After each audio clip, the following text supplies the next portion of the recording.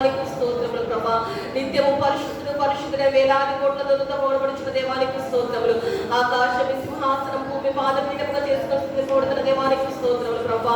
అయ్యా నా తండ్రి అయ్యా ఈ పునరుద్ధాన దినముల ప్రభా నా తండ్రి శైలి పాదాలు చెంతకు వచ్చి ప్రభా నిన్ను స్తుతించుకోవడానికి ఆరాధించుకోవడానికి మాకు ఇచ్చిన కృపగా ధన్యతగానికి స్తోత్రములు ప్రభా. నాన్న ఈ వారం అంతా కూడా రెక్కల నెడల మమ్మల్ని అందరినీ కాచి కాపాడే దేవానికి స్తోత్రములు ప్రభా. అయ్యా పరిశుద్ధాత్మ దేవానికి వందనాలు. మీరు ఎంతైనా గొప్ప దేవుడు ప్రభా తండ్రిసయ్యా. పూజారుడైన దేవుడు ప్రభానికి స్తోత్రములు ప్రభా. విడుగప్పుడు వరకు వారికి ఇచ్చిన తలాంతులతో వస్తుతులతో వారిని ఆమె మహిమపరుచున్నారు ప్రభానికి స్తోత్రాలు ప్రభా. ఈ సమయంలో తీస్తూ కూడి వచ్చిన ప్రతి ఒక్క బిడ్డను బట్టి వందనాలు ప్రభా. ఇంకా రావాల్సిన బిడ్డ పడితే వారి బట్టి తీసుకురాబడుచున్న దేవానికి స్తోత్రములు. మీ సన్నిధిలోకి వచ్చిన మేము ఎవరు ఆలోచనగా ఉండకుండా ప్రభా. అయ్యా నీ దాసు నీ సన్నిధిలో నిలబడబోచుండగా మీ పక్షం నిలబడబోచుండగా ప్రభా. మీ దాసులోని నీ వాక్కు నుంచి ప్రభా మీరు మాతో ఏ విధంగా మాట్లాడి ఉద్దేశించినారు, ఏ ఆహారం కొరకు ప్రభా నీ సన్నిధిలోకి వచ్చినారు ప్రభా. ఏ బాధలు ఏ సమస్యలో వచ్చిన మీరు దేవుడు ప్రభా వీళ్ళందరి కొరకు ప్రభా తండ్రి అందరి కొరకు ప్రభా నీ వాక్యములు విడిచిపెట్టించుకొని వచ్చిన దేవానికి స్తోత్రములు. నీ దాసుని సిరుచట్టు వరకు పరుచుకొని ప్రభా నోరు త్వరగా వాడుకొని ప్రభానికి స్తోత్రములు ప్రభా.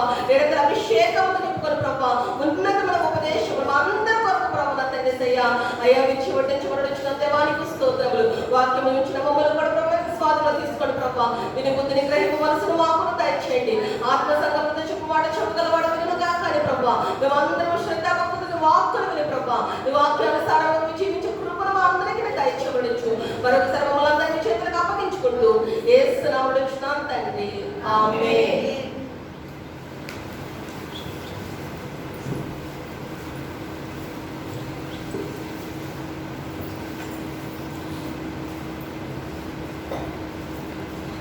దేవుని స్తోత్రం. హల్లెలూయా. దేవుని ఘనమైన నామమునకు మహిమ కలుగును గాక. ఈ ఉదయకాలపు వేళ దేవుని యొక్క సన్నిధానంలోనికి చేరువచ్చిన మీకందరికీ మరొక పర్యాయము మన ప్రభువును రక్షకుడైన యేసుక్రీస్తు వారి నామములో హృదయపూర్వకమైన వందనాలు తెలియజేస్తాను. అందరికి వందనాలండి. అందరూ బాగున్నారా? వాతావరణం బాగుందా? ప్రాణాలు ఏమైనా తప్పరిలే? ఇంచుమించుగా గడిచిన 2 రోజులుగా మరి వాతావరణంలో చాలా మార్పు కలుగుతూ ఉంది. మరి చల్లని వాతావరణం, తెల్లవారుజాముకు చల్లని వాతావరణం వచ్చి చలి పడుతుంది. సో ఇప్పటి వరకు మరి ఎండతో బాధపడుతూ వచ్చాం. కానీ దేవుని మహాకృపను బట్టి గడిచిన 2-3 దినాలుగా మరి చక్కని మనకు అనుకూలమైన వాతావరణాన్ని ప్రభు మనకు అనుగ్రహింప చేశారు. అందరూ బట్టి దేవుని స్తోత్రం కలుగునుగా. కొంతమంది శాత దేవత ఉన్నాం. సో ప్రభు కృపను బట్టి పిల్లరా మరి యొక్క భయంకరమైన ఎండ వేడిలో మరి ప్రభు చల్లని వాతావరణాన్ని మనకు అనుగ్రహింప చేస్తూ వచ్చారు. అందును బట్టి ప్రభువును స్తుతిస్తా ఉన్నారు. మంచిది. ఈ దినము 10 నిమిషాల దేవుని వాక్యాన్ని మనం ధ్యానం చేద్దాం. పరిశుద్ధ బైబిల్ గ్రంథములో నుండి జకర్యా గ్రంథము ఒకసారి 1వ అధ్యాయము 1వ వాక్యము నుండి 6వ వాక్య భాగం వరకు ఉన్న లేఖనాన్ని మనం చదువుకుందాం. జకర్యా గ్రంథము 1వ అధ్యాయము 1 నుండి 6 వరకు ఉన్న లేఖనాలను మనం చదువుదాం. దర్యావేషు ఏలుబడియందు 2వ సంవత్సరం 8వ నెలలో యెహోవా వాక్కు ప్రవక్తయు ఇద్దోకు పుట్టిన బెరక్యా కుమారుడైన జకర్యాకు ప్రత్యక్షమై సెలవిచ్చినదేమనగా, యెహోవా మీ పితరుల మీద బహుగా కోపించెను. కాబట్టి నీవు వారితో ఇట్లనము, సైన్యములకు అధిపతి అగు యెహోవా సెలవిచ్చినదేమనగా, మీరు నా తట్టు తిరిగిన యెడల నేను మీ తట్టు తిరుగుదును అని సైన్యములకు అధిపతి అగు యెహోవా సెలవిచ్చుచున్నాడు.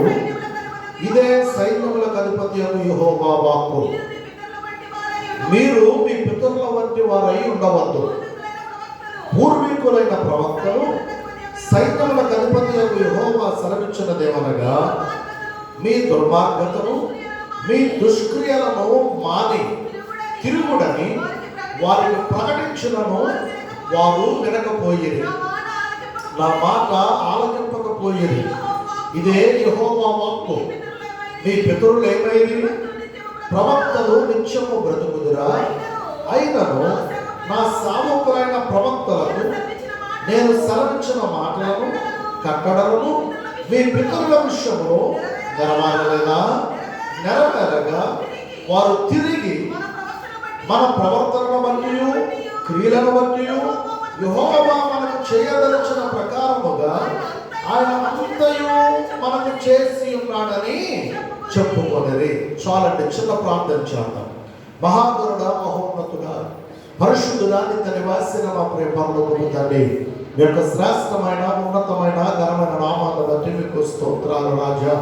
ఇదిగో ప్రభా, ఈ 2026వ సంవత్సరం 6వ నెల ఈ 14వ తారీఖు ప్రభా, ఈ 2వ పునరుద్ధానపు దినమున మీ సన్నిధానంలోనికి మమ్మల్ని అందరినీ మీరు క్షేమంగా తీసుకొని వచ్చినందుకు స్తోత్రాలు ప్రభా. ఈ సమయంలో ఆయన పాటలతో మిమ్మల్ని స్తుతించి ఘనపరచాను. తిరిగి ప్రభా, నీ వాక్యాన్ని మేము ధ్యానించుకున్న కొరకు అయ్యా చదువుని లేఖనాన్ని దయతో మీరు మా కొరకు ఆశీర్వదించండి. మీరే దీనిని విరచి వడ్డించుమని ఇదిగో ప్రభా, నిలబడిన నన్ను మీ సెలవు చాటును మరుగుపరచి మీరే మా అందరితో మాట్లాడమని యేసు నామమున అడిగి వేడుకొనుచున్నాము తండ్రి. ఆమేన్. ఆమేన్. ప్రభువునందు ప్రియులారా, మనం చదివిన ఈ లేఖన భాగం జకర్యా గ్రంథము 1వ అధ్యాయము 1వ వాక్యము నుండి 6వ వాక్యం వరకు మనం చదివాం. ఈ భాగంలో ప్రియులారా మనం గమనిస్తూ ఉన్నప్పుడు జకర్యా గారి కాలంలో, అనగా జకర్యా ఒక ప్రవక్తగా దేవుని చేత ఎన్నిక చేయబడి తన ప్రజలైనటువంటి ఇశ్రాయేలీలను హెచ్చరిస్తున్నటువంటి హెచ్చరికలను మనం చూస్తూ ఉన్నాం. ప్రియులారా, దేవుడు తాను తన ప్రజలుగా ఇశ్రాయేలీలను ఆయన కోరుకొని ఇశ్రాయేలీలను ఆయన ఎన్నిక చేసుకొని లోకములో ఉన్న మరి ఏ జనాంగమునకు లేని ఆధిక్యతను, అదృష్టాన్ని, అంత గొప్ప భాగ్యాన్ని దేవుని ప్రజలుగా ఉండేదానికి ఇశ్రాయేలీలకు దేవుడు కలుగ చేశాడు. ఆ తరువాత ఆ క్రమములో దేవుడు ఇశ్రాయేలు ప్రజలను ఐగుప్తు బానిసత్వం నుంచి విడిపించిన తరువాత వారు కొనసాగుతున్నటువంటి ఆ క్రమములో జకర్యా కాలంలోనికి వచ్చేటప్పటికి ప్రజలందరూ కూడా పిల్లల ఎంత భయంకరంగా వారు మారిపోయారు అంటే, దేవుని యొక్క మాటను వారు వినడం మానివేశారు. దేవుని మాటను వారు లెక్క చేయడం లేదు. ఇంకా ఎవరికి వారే తమకు ఇష్టం వచ్చిన మార్గంలో వారు ప్రయాణం చేస్తూ ఉన్నారు. అటువంటి క్రమంలో ప్రేర జకర్యా గారు దేవుని నామములో నిలువబడి ఇశ్రాయేలు ప్రజలను వారిని హెచ్చరించడం ప్రారంభించాడండి. లేఖనాలను మీరు జాగ్రత్తగా గమనిస్తే దర్యావేషు కాలములో ఆయన యొక్క ఏలుబడి యందు 2వ సంవత్సరమున 8వ నెలలో యెహోవా వాక్కు ప్రవక్తయు ఇద్దోకు పుట్టిన జకర్యా కుమారుడైన ఆ బెరక్యా కుమారుడైన జకర్యాకు ప్రత్యక్షమై ఇలా సెలవిస్తూ ఉంది. చదవండి. యెహోవా మీ పితరుల మీద బహుగా కోపించను, కాబట్టి నేను వారితో ఇట్లను సైన్యములకు అధిపత్యము యెహోవా సెలవిచ్చినదేమనగా, మీరు నా తట్టు తిరిగిన యెడల నేను మీ తట్టు తిరుగుదునని సైన్యములకు అధిపత్యము యెహోవా సెలవిచ్చుచున్నాడు. ఇదే సైన్యములకు అధిపత్యము యెహోవా వాక్కు. మీరు మీ పితరుల వంటి వారై ఉండవద్దు. పూర్వీకులైన ప్రవక్తలు సైన్యములకు అధిపత్యము యెహోవా సెలవిచ్చినదేమనగా, మీ దుర్మార్గతను, మీ దుష్క్రియలను మాని తిరుగుడని వారికి ప్రకటించినను. వారు వినకపోయిరి, దేవుని యొక్క మాటను వారు ఆలకింపకపోయిరి. ఇదే యెహోవా వాక్కు. మీ పితరులు ఏమైపోయారు? ప్రవక్తలు నిత్యము బ్రతుకుతారా? ఆయనను నా సేవకుడైన ప్రవక్తలకు నేను సెలవిచ్చిన మాటలను కట్టడలను మీ పితరుల విషయంలో నెరవేరలేదా? మీరు ఆలోచన చేయండి పిల్లరా.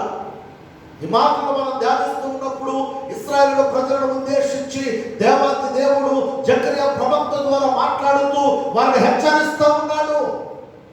ఇదిగో మీరు ఇకనైనా నా మాట వినాలి, ఇకనైనా మీరు నా మాటకు లోబడాలి, ఇకనైనా మీరు మీ దుష్ట క్రియలను మీరు మానాలి. అలా మీరు మాని మీరు కనుక నా వైపు మీరు తిరగగలిగితే, అనగా మీరు నా తట్టుకు మీరు తిరగగలిగితే నేను మీ తట్టు తిరుగుతాను. దేవునికి స్తోత్రం కలుగునుగాక. చూడండి, ఇక్కడ దేవుని యొక్క ప్రేమ ఒప్పందం. మొదటిగా ఎవరు తిరగాలంట ఆయన తట్టు? చెప్పండి. ప్రజలు దేవుని తట్టు తిరగాలి. అప్పుడు దేవుడు ప్రజల తట్టు తిరగడం ప్రారంభిస్తాడు. ఎప్పుడైతే ప్రజలు దేవుని తట్టు తిరుగుతారో, అనగా ఎప్పుడైతే ప్రజలు దేవుని వైపు చూస్తారో, అనగా ఎప్పుడు ప్రజల ప్రేమ తమ యొక్క దుష్క్రియలను, అనగా తమ చెడ్డ కార్యములను, తమ చెడు జీవితాన్ని విడిచి దేవుని వైపు వారు తిరుగుతారో, అప్పుడు దేవుడు వారి వైపు తిరుగుతాడు. అప్పుడు కార్యం జరగడం ఆరంభమవుతుంది. దేవునికి స్తోత్రం కలుగునుగాక. అదే ఇక్కడ జకర్యా గారి ద్వారా దేవుడు తన ప్రజలను ఇశ్రాయేలీయులను హెచ్చరిస్తా ఉన్నాడు.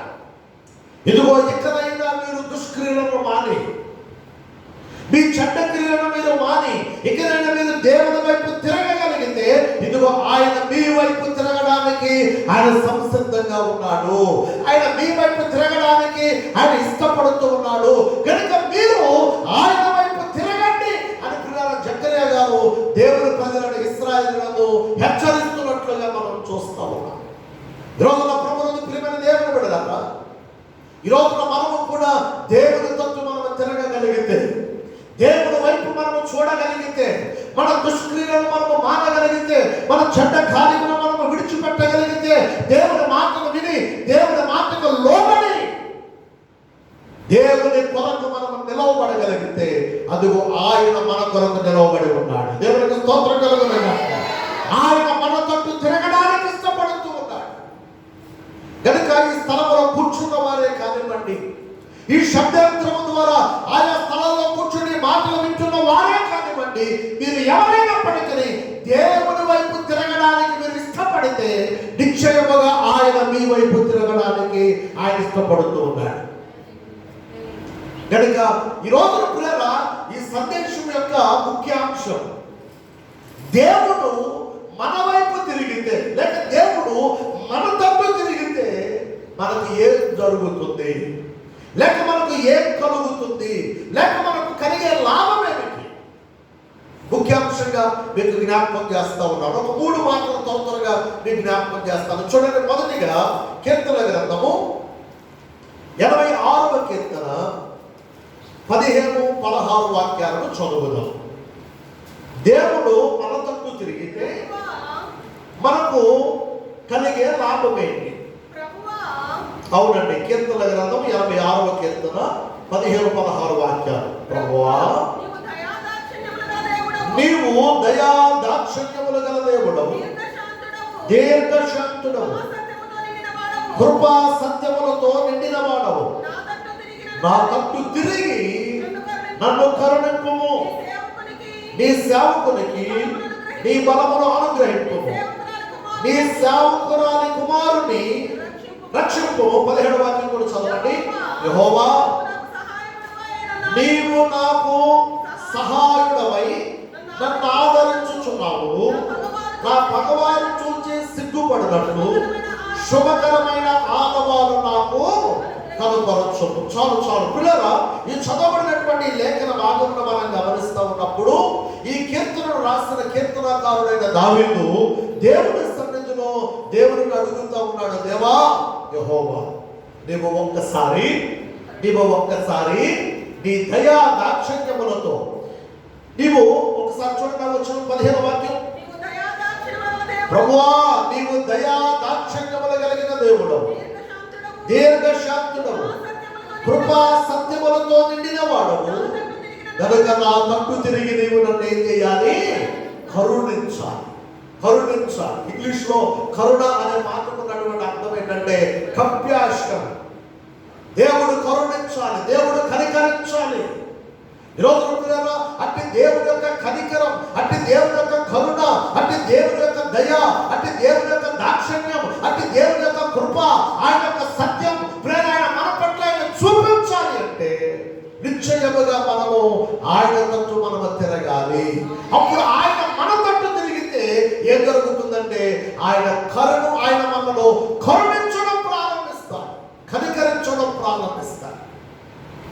ఆయన కరుణ ఆయన కనికరం మనకు చాలా అవసరం అండి. దేవుని కరుణ లేకుండా, దేవుని కనికరము లేకుండా, దేవుని దయ లేకుండా, దేవుని దాక్షిణ్యములు లేకుండా ఈ భూమి మీద మనం బ్రతకలేం ప్రియులారా. గనుక దేవుడు మనను కరుణించాలి అంటే, దేవుడు మనను కనికరించాలి అంటే, ఆయన దయ మన పట్ల ఆయన చూపించాలి అంటే నిశ్చయముగా మనము ఆయన తట్టు తిరగగలిగితే అప్పుడు ఆయన మన తట్టు తిరిగి ఆయన మన మీద ఆయన దయను, ఆయన కనికరమును, ఆయన ప్రేమ కరుణను మన మీద ఆయన చూపించడం ప్రారంభిస్తాడు. అందుకని కీర్తన గ్రంథములో 119వ కీర్తనలో 132వ వచనంలో ఈ విధంగా రాయబడుతూ ఉంది. కీర్తన గ్రంథము 119 132వ వాక్యం అండి. నీ నామమును ప్రేమించు వారికి నీవు చేయనగునట్లు నా తట్టు తిరిగి నన్ను కరుణింపుము. కీర్తనకారుడు దేవుని సన్నిధిలో ప్రార్థిస్తూ ఉన్నాడు.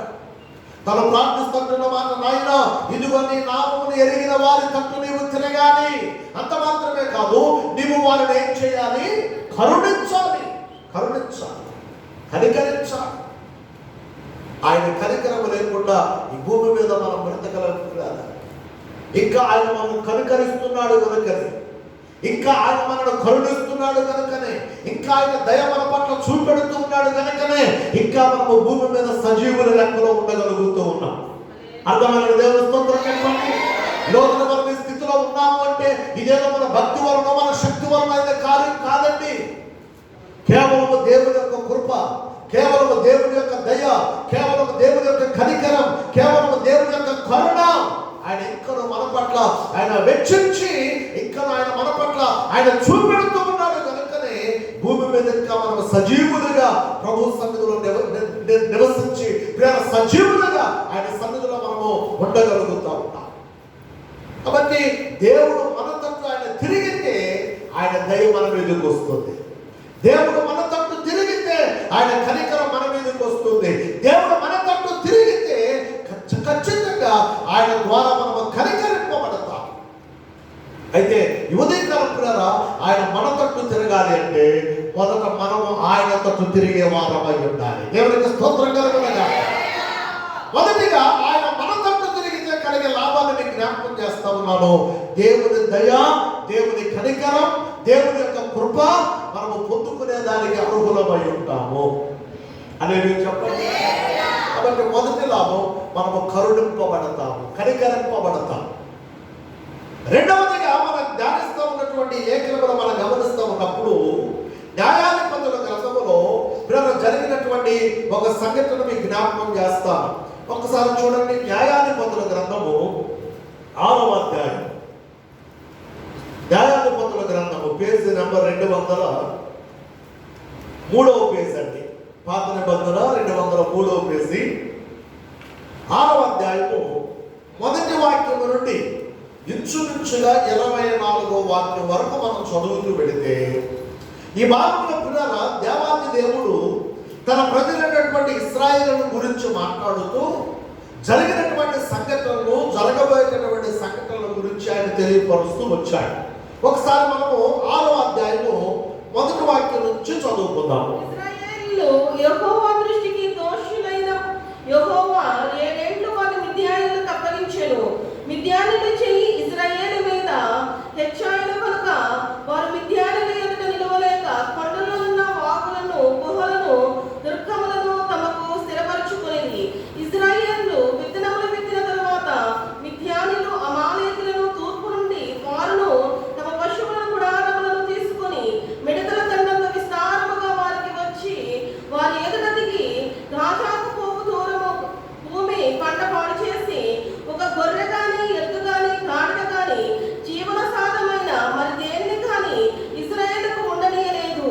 వారును వారి ఒంటెలను లెక్కలేక ఉండెను. ఇశ్రాయేలు మిద్యానులు మిక్కిలి హీన దశకు వచ్చినప్పుడు వారు యెహోవాకు మొరపెట్టిరి. మిద్యానుల వలన చదువుడిని లేఖనాన్ని మీరు గమనిస్తూ ఉంటే న్యాయాధిపతుల కాలంలో జరిగినటువంటి సంఘటన ఏమిటంటే దేవుని ప్రజలుగా పిలువబడినటువంటి ఇశ్రాయేలీయులు వారు ఇక్కడ కూడా మనం గమనిస్తూ ఉన్నప్పుడు దేవుని మాటను వారు ధిక్కరించారు, దేవుని మాటను వారు కడచములు పెడుతూ వచ్చారు. అందుకని దేవుడు ఏం చేశాడంటే పిల్లల వారికి బుద్ధి కలిగేటట్లుగా, వారికి బుద్ధి వచ్చేటట్లుగా దేవుడు ఏం చేశాడు అంటే వారిని మిద్యానీయుల చేతికి అప్పగించాడు. మిద్యానీయులు అనగా ప్రేర ఇశ్రాయేలులకు శత్రువులండి. శత్రువులుగా ఉన్నటువంటి మిద్యానీయుల చేతికి దేవుడు వారిని అప్పగించాడు. ఎంతకాలం అండి? 7 ఏళ్ళు, అనగా 7 సంవత్సరాలు. ఈ 7 సంవత్సరాలు ప్రేర ఈ మిద్యానీయుల చేతికి దేవుడు వారిని అప్పగిస్తే ఈ మిద్యానీయులు ఏం చేస్తారో తెలుసండి, ఈ ఇశ్రాయేలు ప్రజలను బహు భయంకరంగా హింసించడం ప్రారంభించారు. భయంకరంగా వీరిని ఇబ్బంది పెడతా ఉన్నారు. ప్రేర మీరు పంట వేసుకుంటే ఆ పంటను ప్రేర వారు వచ్చి పాడు చేసేస్తా ఉన్నారు. తినడానికి పంటను పండనివ్వడం లేదు. అలాగే వీరుకున్నటువంటి ప్రేర గాడులు కానివ్వండి, వీరుకున్నటువంటి గొర్రెలు కానివ్వండి, వీరుకున్నటువంటి ఎద్దులు కానివ్వండి, వీరుకున్నటువంటి ఒంటెలు కానివ్వండి, వీరికి ఏవైతే జీవన సాధనాలుగా ఉపయోగపడుతూ ఉన్నాయో వాటన్నిటిని కూడా వారు ఏం చేస్తున్నారో తెలుసా, వీరికి లేకుండా వారు తీసుకొని వెళ్ళిపోతూ ఉన్నారు. ఎంత భయంకరంగా వీరిని హింసిస్తూ వచ్చారంటే పిల్లరా, చివరికి వీరి పరిస్థితి ఎంతవరకు వెళ్ళిపోయిందంటే భయంకరమైనటువంటి హీన దశలోనికి వీరు వెళ్ళిపోయారు. ప్రేమ మీరు నిజంగా వాస్తవానికి ఐగుప్తు దేశంలో దేవుడు వీరికి ఇచ్చినటువంటి వాగ్దానం చొప్పున ప్రేమ కానాను దేశానికి దేవుడు తీసుకొని వెళతానని చెప్పాడు. కానాను దేశం ఎలాంటి చెప్పండి? పాలు తేనెలు ప్రవహించు దేశం, అనగా సర్వ సమృద్ధిని కలిగి ఉన్నటువంటి దేశం. ఆ దేశంలోనికి మిమ్మల్ని తీసుకొని వెళతానని దేవుడు మాట ఇస్తే ఆ మాట చొప్పున వారు ఆ దేశంలోనికి వెళ్ళకముందే వారు ఐగుప్తు దేశాన్ని విడిచి వస్తున్నప్పుడే దేవుడు వారికి కావలసినవన్నీ సమృద్ధిగా అనుగ్రహించేశాడు. దేవుడికి స్తోత్రం కలుగునుగాక. వారు 430 సంవత్సరాలు ఐగుప్తు దేశంలో బానిసలుగా ఉన్నారు. ఆ తరువాత దేవుడు వారిని విడిపించి కానాను వైపుకు వారు పయనమవుతూ ఉన్నప్పుడు ఆ ఐగుప్తు దేశంలో నుండి వారు బయటకు వచ్చేటప్పుడే వారికి కావలసినవన్నీ కూడా దేవుడు సమృద్ధిగా వారికి అనుగ్రహించేశాడు. నిర్గమకాండములో మీరు చదువుకోనండి. వారు ఐగుప్తు దేశాన్ని విడిచి కానాను వైపు వారు పయనమైనప్పుడే ఆ ఐగుప్తు దేశం యొక్క రాజు వారికి కావలసినవన్నీ కూడా ఇచ్చేసి మీరు త్వరగా పొండి అని చెప్పి వారిని అసహించుకొని పంపించేశారు. అనగా అప్పటికే వారికి అన్ని సమకూర్చబడ్డాయి. ఆ తర్వాత వారు ప్రయాణమై వెళుతూ ఉన్నప్పుడు మార్గంలో ప్రేమ వారు ఎప్పుడైతే దేవుని యొక్క మాటను వినలేదు, ఎప్పుడైతే దేవుని యొక్క మాటను వారు పెడచెవిన పెట్టారో, ఎప్పుడైతే దేవునికి విరోధమైన కార్యాలు వారు చేస్తూ వచ్చారో అప్పుడు దేవుడు ఏం చేశాడో తెలుసా, మరలా వారికి బుద్ధి వచ్చేటట్లుగా వారిని శత్రువుల చేతికి అప్పగిస్తూ వచ్చాడు. ఇక్కడ మనం చూస్తున్నాం ఈ న్యాయాధిపతుల గ్రంథంలో 6వ అధ్యాయంలో శత్రువులుగా పిలువబడుతున్న మిద్యానీయుల చేతికి దేవుడు వారిని అప్పగించాడు. మిద్యానీయులు ఏం చేస్తూ వచ్చారంటే వీరి దగ్గర ఉన్నాయన్నీ కూడా కొల్లగొట్టుకున్నారు. గాడులు పోయినాయి, ఎద్దులు పోయినాయి, ఒంటెలు పోయినాయి, గొర్రెలు పోయినాయి. చివరికి పిల్లలు మీరు పట్టేసుకుందామని పట్టేసుకుంటే ఆ పంటంతా కూడా ఏం చేస్తున్నారు చెప్పండి? చెప్పలే, సర్వనాశనం చేసేస్తున్నారు వాళ్ళు వచ్చి. చివరికి వీళ్ళ పరిస్థితి ఎంతగా మారిపోయిందంటే తినడానికి ఆహారం లేదు, వీళ్ళు సంపాదించుకున్న సంపద లేదు, మొత్తం కూడా కోల్పోయి చివరికి వీళ్ళు హీన దశలోనికి వెళ్ళిపోయారు. హీన దశలోనికి వెళ్ళిపోయారు. అటువంటి భయంకరమైన పరిస్థితుల్లో పిల్లరా వీరు ఎంతో బాధతో ఎంతో వ్యాధులతో వారు చేస్తున్న పని ఏమిటంటే దేవునికి వారు మొర పెట్టడం ప్రారంభించారు. హల్లెలూయా. ఇప్పుడు ఏమొచ్చినట్టు వీళ్ళకి చెప్పలేదు, బుద్ధి వచ్చింది. ఇంతకు ముందు బుద్ధి రాలా, ఇంతకు ముందు జ్ఞానం లేదు, ఇంతకు ముందు ఆలోచన లేదు, ఇంతకు ముందు దేవుని భయం లేదు, ఇంతకు ముందు దేవుని మాకంటే లెక్కలేదు. ఈ రోజు మన పిల్లల ప్రజలు అలానే ఉన్నారండి. ఈ రోజు పిల్లల ప్రజలు అలానే కనబడుతూ ఉన్నారు. దేవుడు ఎంత స్పష్టంగా మాట్లాడుతూ ఉన్నా, ఎంతమంది భక్తుల ద్వారా హెచ్చరిస్తూ ఉన్నా, ఎంతమంది ప్రవక్తలు నిలవబెట్టి ప్రేమ వారి వారి లోపాలను ఎత్తు చూపెడుతూ ఉన్నా, ఇదిగో ఇక్కడైనా సరి చేసుకోనండి, ఇక్కడైనా మీరు చక్కబడండి, ఇక్కడైనా దేవుడితో సమాధాన పడండి, ఇక్కడైనా పాపము జీవితాన్ని విడిచిపెట్టండి, ఇక్కడైనా మీరు ఆ రోతను విడిచిపెట్టండి, మార్పు చెందండి అని దేవుడు అనేక ఆయన హెచ్చరిస్తూ మాట్లాడుతూ ఉన్నారు. ప్రజలు ఈ రోజుకని విధి విననట్లుగా, పట్టి పట్టనట్లుగా, ప్రేమ పెడచమని దేవుని మాటలు పెడుతూ వారి వారి జీవితాలలో ప్రేమ వారికి ఇష్టం వచ్చినట్లుగా నడిపిస్తూ ఉన్నారు. జాగ్రత్త పిల్లలా, ఇశ్రాయేలీయులను కోరుకున్న దేవుడే, ఇశ్రాయేలీయులను కావాలని ప్రేమ కోరుకున్న దేవుడే వారు దేవుని దృష్టిలో తప్పు చేసినప్పుడు, వారు దేవుని మాటలు పెడచమని పెట్టినప్పుడు, వారు దేవునికి విరోధమైన కార్యములు చేసినప్పుడు దేవుడు వారినే విడిచిపెట్టలేదు. ఈ రోజున ఇంతగా దేవుని మాట నీకు వినబడిన తరువాత, ఇంతగా దేవుడు తన వాక్కు ద్వారా నిన్ను హెచ్చరిస్తున్న తరువాత కూడా ఇంకా నువ్వు అదే స్థితిలో కొనసాగుతున్నట్లయితే నిన్ను మాత్రం ఎలా విడిచిపెడతాడు? నిన్ను మాత్రం ఎలా ఆయన ఊరుకుంటాడు?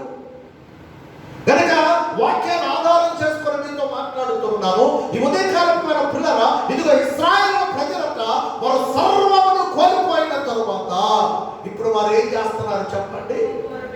దేవునికి వారు వర్ర పెడుతూ ఉన్నారు.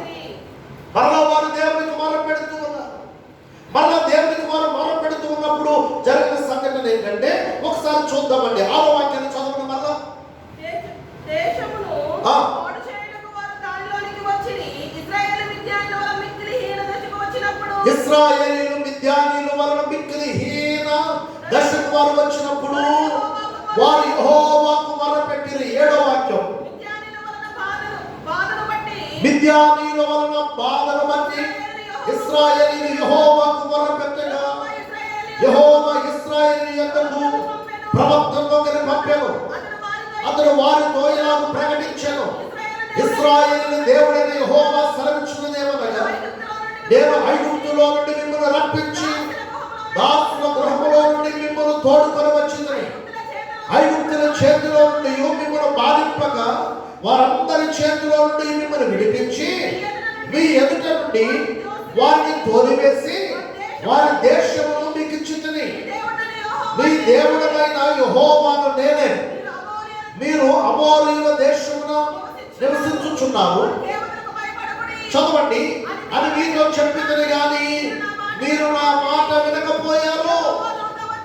చూడండి, వారు మొరపెడుతూ ఉంటే దేవుడు వారితో స్పష్టంగా మాట్లాడుతూ వచ్చాడు.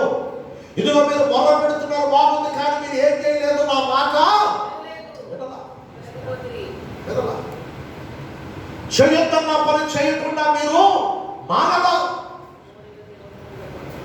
ఏదైతే మిమ్మల్ని చేయొద్దని చెప్పామో అటువంటి చెడ్డ కార్యాలన్నీ మీరు చేస్తూనే వచ్చారు.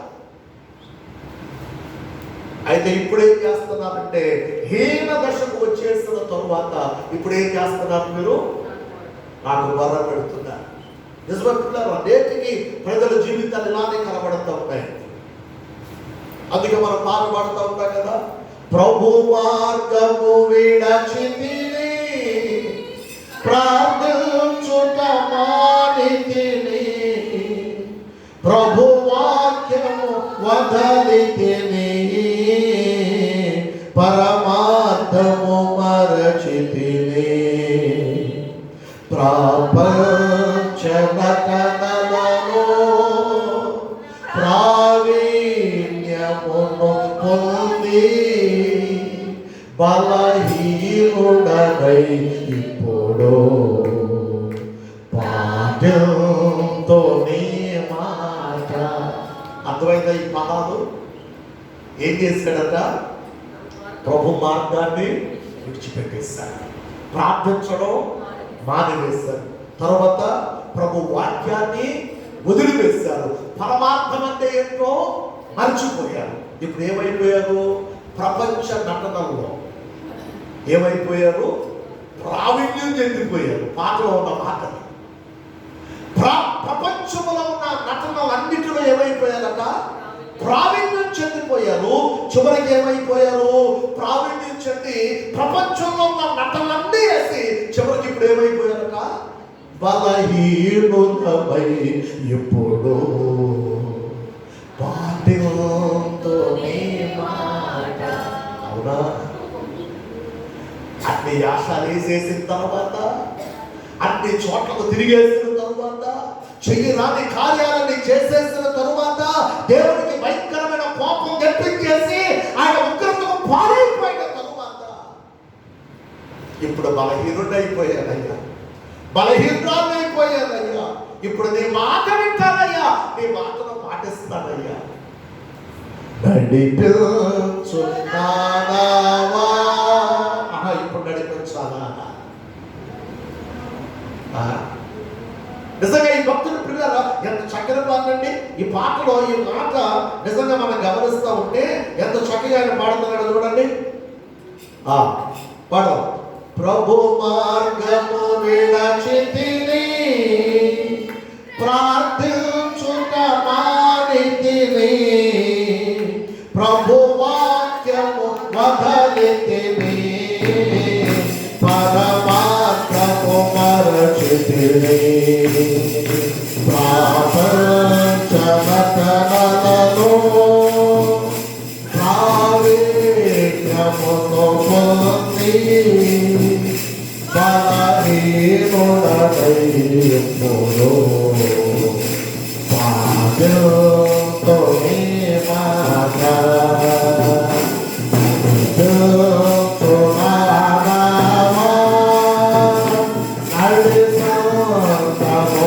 దేవా నవ జీవన మార్గమున నాలో మత్తరిప నడుచుచున్నావా. హల్లెలూయా. ఎప్పుడక్క చెప్పండి, అన్నీ పోగొట్టుకున్నాక, అన్నీ కోల్పోయాక, చివరకు మంచం మీద నుండి లేవలేని పరిస్థితుల్లోనట అప్పుడు ఏం చేస్తారట? అయ్యా నీ మాట వింటా, అయ్యా నీ మాట పాటిస్తా. ఏం చేద్దాం? ఆయన ప్రేమ, ఆయన కృప, ఆయన దయ అంతగా ఆయన చూపెడుతూ ఉన్నాడు కనుకనే ఇంకను ప్రజలు నేటికి ఆయన ఇంకను తిరస్కరిస్తూనే ఉన్నాడు. ఇంకను నేటికి ఆయనను సరిగా అర్థం చేసుకోలేకపోతా ఉన్నాడు. అలానే కాదు, ఈనాడు కూడా ప్రజలు అలానే ఉన్నారండి. చూడండి, ప్రజలక లేఖనాలకు వెళ్ళిపోదాం. న్యాయాధిపతుల గ్రంథములో ప్రజలు వారు దేవునికి మొరపెడుతూ ఉంటే వారిని పిల్లల దేవుడు ఇదిగోండి యొక్క భక్తుల ద్వారా హెచ్చరిస్తూ చివరకు ఆయన ఏమంటా ఉన్నాడు అంటే, ఇదిగో మీరు చూడండి, మీరు చేస్తున్నటువంటి పనులన్నిటిని బట్టి, మీ పట్ల మీరు మొరపెడుతున్న కార్యాలను బట్టి ప్రభు సన్నిధిలో ఆయన కార్యం చేయడానికి ఏం చేస్తాడో ఒకసారి చూడండి. 11వ వాక్యం అండి. యెహోవా దూత వచ్చి, చదవండి, ఎబ్రాలోని మస్తకి వృక్షం క్రింద కూర్చుండారు. యోవాషు కుమారుడైన గిద్యోను మిద్యానీయులకు మరుగైండునట్లు గానుగు చాటున గోధుమలను దున్నగొట్టుచుండగా యెహోవా దూత అతనికి కనబడి, పరాక్రమము గల బలాఢ్యుడా, యెహోవా నీకు తోడై ఉన్నాడని అతనితో అనగా. ఒక నిమిషం, ప్రజలందరూ కూడా అలా దేవునికి మొరపెడుతూ ఉండగా వారిలోనే ఒక వ్యక్తి ఉన్నాడు. ఆ వ్యక్తి పేరు గిద్యోను. ఏంటి చెప్పండి? అందరూ మాట్లాడారు. ఏంటి చెప్పండి? గిద్యోను. ఈ గిద్యోను ప్రాణభయముతో ఎక్కడ శత్రువులు తనను చంపివేస్తారు అని, ఎక్కడ శత్రువులు తనను పట్టుకుంటారు అని ప్రాణభయముతో తాను ఏం చేస్తాడు అంటే, తను సమకూర్చుకున్నటువంటి కొన్ని గోధుమలను ఒక గానుగు చాటును దాక్కుని ఆ గోధుమ గింజలను ఆయన దున్నగొడుతూ ఉన్నాడు. ఆయన దున్నగొడుతూ ఉంటే పిల్లల అప్పుడు దేవుడు దూత ఒక మస్తాకి వృక్షము క్రిందకు వచ్చి కూర్చుండగా ఆ దేవుడు దూత అతనికి కనబడింది. ఎప్పుడైతే దేవుడు దూత అతనికి కనబడ్డాడో వెంటనే పిల్లల ఆ యొక్క గిద్యోనును చూసిన దూత ఏమంటున్నాడంటే, ఇదిగో పరాక్రమము కలిగిన బలాఢ్యుడా. ఏంటి చెప్పండి? చెప్పాలి. ఏంటిదట? పరాక్రమము కలిగిన బలాఢ్యుడా. ఈ మాటకు మీరు ఏమంటారు? గిద్యోను పరాక్రమము కలిగిన బలాఢ్యుడా, ధైర్యశాల, లేకపోతే పిరికోడు? అయ్యా తిమోతి గారు అంటున్నారు ధైర్యవంతుడేనండి. మిగిలిన వాళ్ళు ఏమంటారు?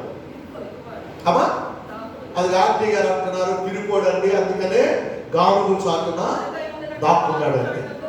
మీరేమంటారు? అమ్మా స్త్రీలు మేము ఏమంటామంటే మీరు ఏదంటే అదేనండి అంటారా?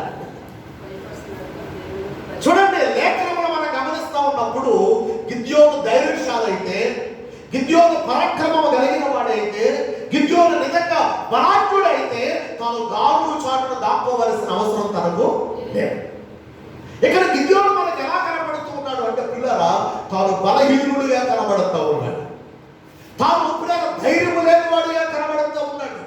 అందుకని తాను ఒక గాను చాటును దాక్కొని పిల్లల తాను కలిగి ఉన్నటువంటి ఆ గోధుమను ఏం చేస్తూ ఉన్నాడు చెప్పండి, దొల్లగొట్టుకుంటూ ఉన్నాడట. వెంటనే దేవుని దూత ఆ గిద్యోను తప్పుతున్న మాట, ఇదిగో గిద్యోను, నీవు బలహీనుడవు కాదు, గిద్యోను నీవు ధైర్యం లేని వాడవు కాదు, గిద్యోను ఇదిగో నీవు ఎవరమంటే పరాక్రమము కలిగిన బలాఢ్యుడవు. దేవునికి స్తోత్రం కలుగును గాక. దగ్గరగా చెప్పండి హల్లెలూయా. నీవు బలహీనుడవు కాదు, నీవు బలవంతుడవు. కారణం ఏమిటంటే ఇదిగో వారందరూ దేవుని విడిచి, దేవుని మాటను మరచి, వారికి ఇష్టం వచ్చిన మార్గాల్లో వారు ప్రయాణించి దేవుని ఉగ్రతను కొని తెచ్చుకున్నారు. కానీ నీవైతే దేవుని మాటను వినేవాడవు, నీవైతే దేవుని మాటను అనుసరించేవాడవు, నీవైతే దేవుడు చెప్పినట్లుగా చేసేవాడవు కనబడుతున్నావు. కనుకనే నీవు పరాక్రమము కలిగిన బలాఢ్యుడవు. ఇదిగో సైన్యములకు అధిపత్యము యెహోవా నీకు తోడై ఉన్నాడు. గట్టిగా చెప్పండి, దేవుని స్తోత్రం చెప్పండి. ఇప్పుడు హల్లెలూయా. ఈ మాట దగ్గర మీకు జ్ఞాపకం చేస్తున్న మాట, గిద్యోను బలహీనుడు, కానీ దేవుడు గిద్యోనును బలపరుస్తూ ఉన్నాడు. గిద్యోను శక్తిహీనుడు, కానీ దేవుడు శక్తులను గ్రహిస్తూ ఉన్నాడు. గిద్యోను ఎందుకు పనికిరాని వాడిగా కేవలం తనకు కావలసిన ఆహారమును సిద్ధపరుచుకునే క్రమంలో తాను ముందున్నాడు. కానీ దేవుడు అంటున్నాడు, నీ కొరకు మాత్రమే కాదు, ఇదిగో నా ప్రజలు మొర పెడుతూ ఉన్నారు, నీ కొరకు మాత్రమే కాదు, అదిగో నా ప్రజలు కన్నీరు కారుస్తున్నారు, నీ కొరకు మాత్రమే కాదు, నా ప్రజల కొరకు వారిని రక్షించడానికి నీవు వారికి ముందుగా నిలవబడాలి. దేవునికి స్తోత్రం కలుగును. మీరు లేఖనాలను చదువుకోనండి. దేవుడు పిల్లల దేవుడి యొక్క దూత ద్వారా గిద్యోనుతో మాట్లాడుతున్న మాటలు మీకు అర్థమవుతాయి. ఒకసారి తొందరగా చదవండి 12వ వాక్యం. యెహోవా దూత అతనికి కనబడి, పరాక్రమము గల బలాఢ్యుడా, యెహోవా నీకు తోడై ఉన్నాడని అతనితో అనగా, గిద్యోను చిత్తమునాయను. చూడండి ఎలా బలహీనుడో మీకు ఈ మాటలు అర్థమవుతుంది. ఇందాక గాను చాటుని ఎలా ఉన్నాడు, దాగుకొని ఉన్నాడు, కాబట్టి బలహీనుడు అని మనకు అర్థమవుతుంది. ఇప్పుడు రెండవదిగా గిద్యోను దేవుని దూత అంత బలంగా గిద్యోనుతో తెలియపరుస్తూ ఉన్నా, ఇప్పుడు గిద్యోను ఏమంటున్నాడు చదవండి. ఇప్పుడు అయ్యా, ఒకవేళ యెహోవా మాకు తోడై ఉండిన ఎడల ఇదంతా మాకు ఎందుకు జరుగుతుంది? యెహోవా ఐగుప్తు నుండి మమ్మల్ని రప్పించినట్లుగా మా పితరులు మాకు ఎన్నో గొప్ప గొప్ప కార్యాలు దేవుడు చేశాడు, ఐగుప్తు నుండి మమ్మల్ని విడిపించాడని మాకు చెప్పారు. కానీ ఇప్పుడు ఎందుకు ఆ అద్భుత కార్యం జరగడం? ఈ మాటలు మీకు అర్థమవుతుందిగా. ఎవరెవరు ప్రశ్నిస్తున్నారు? ఇప్పుడు గిద్యోను దేవుడు దూతను ప్రశ్నిస్తా ఉన్నాడు. ఒకవేళ యెహోవా మాకు తోడై ఉంటే ఈ 7 ఏళ్ల శ్రమ మాకు ఎందుకయ్యా? ఒకవేళ యెహోవా మాకు తోడై ఉంటే, అదిగో మా పితరులు చెప్పారు, ఐగుప్తు దేశములో నుండి అనేకమైన అద్భుతములను చేసి ఇదిగో మిమ్మల్ని వెలుపలకు తీసుకొని వచ్చాడు దేవుడు అని చెప్పారు కదా, మరి ఇప్పుడు ఎందుకు అద్భుతం జరగడం? చదవండి తర్వాత. యెహోవా మాకు తోడై ఉంటే ఆయన మాతో ఉండాలి కదా, కానీ ఇప్పుడు ఆయన మమ్మల్ని ఏం చేశాడు? మమ్మల్ని విడిచిపెట్టి విద్యార్థుల చేతికి మమ్మల్ని ఎందుకు అప్పగించాడు? అంటే ఈ మాటల్లో గిద్యోను ఎంత బలహీనుడిగా మనకు కనబడుతున్నాడో చూడండి. ఎప్పుడైతే ఈ మాటలు దేవుని యొక్క దూతతో చెబుతా ఉన్నాడు, అప్పుడు దేవుని యొక్క దూత ఏమంటున్నాడు? ఆ 14వ వాక్యం, అని అంతటా యెహోవా అతని తట్టు తిరిగి, చూడండి చెప్తా ఉన్నాడు బలహీనుడైనటువంటి గిద్యోనుతో, ఇదిగో నీవు బలము తెచ్చుకొని వెళ్ళి మిద్యానీయుల చేతిలో నుండి ఇశ్రాయేలీయులను రక్షింపుము, నిన్ను పంపిన వాడను నేనే అని చెప్పగా, అతడు చిత్తము